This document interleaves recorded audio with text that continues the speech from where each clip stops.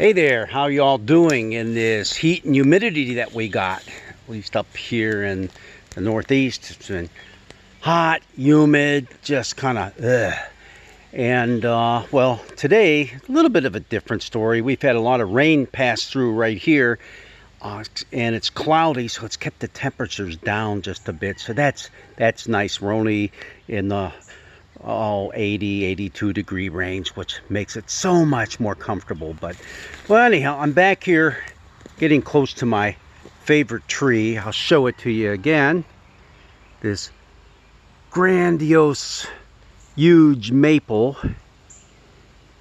And you know, as I look at that maple tree, I can't help but wonder, how did that thing start out? Well, it started out probably just like these little guys. These little guys. In fact, all these little guys, they're all over the place. Little baby maple trees. Yeah. Kind of like some of these parables that we've been reading today. One of them was in Ezekiel. That's our Old Testament lesson that's coming up for this Sunday.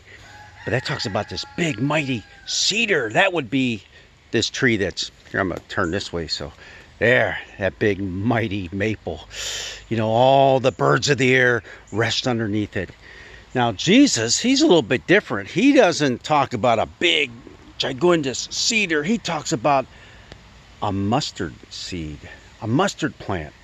Now, that doesn't maybe say a whole lot to you and to me, but someone in his neck of the woods would know exactly what he's talking about.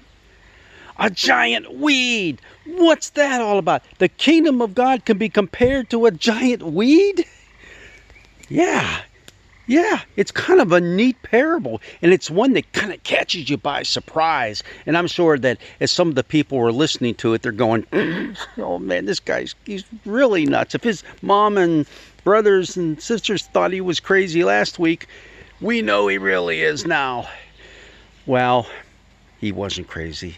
He's talking about a new reality for the world. This reign of God, the kingdom of God, really is something, because it's not going to be some grandiose and mighty thing that, even Ezekiel was talking about, although it is.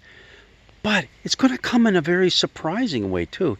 It's going to come just like those pesky mustard plants. I mean, they were and are a pest in the Middle East.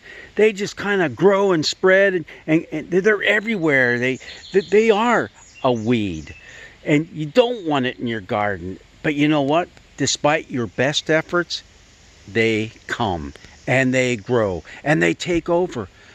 But they offer refuge. They offer a place of rest for all the little guys in the forest. The birds of the air that need a place to rest and need some shade and comfort. That's God's kingdom. And whether you like it or not, it's coming. And that's a little bit like the parable that we'll also have this Sunday that precedes this one, where the farmer goes out and he plants his seeds, and you know what? He just walks away from it. And in walking away from it, he just lets it do its thing. It's going to come. And you hope for the best. You do hope for the best, but it's going to come. That's the way God's kingdom, God's reign does its thing in our world. So we have two really cool parables. It's in the 4th chapter of Mark, and there's a couple other parables that go along there. They're kind of all bunched together right here. And I think there's a parable later on toward the end of the Gospel of Mark as well. But these ones are the kingdom parables, in which Jesus was telling us this is what the kingdom of God is like. This is what the reign of God that we're talking about is like. Pay attention. Pay attention, because like it or not, it's coming. Do you want to be a part of it? And I know that in the last days, in the resurrection, that kingdom is going to display itself just like this mighty maple behind me, like the mighty cedar trees of Lebanon. We will have that as our hope our promise. And yeah, God's commitment, his steadfast love toward us, shown in plain view to all. Well, God's blessings be with you. Get yourself through this heat wave. There is the promise of more seasonable temperatures for us in this part of the world anyhow, northeast United States. Hopefully where you're at too, it's a little more bearable. God's blessings be with you. Go for a walk in nature and look at all the beautiful things that surround you.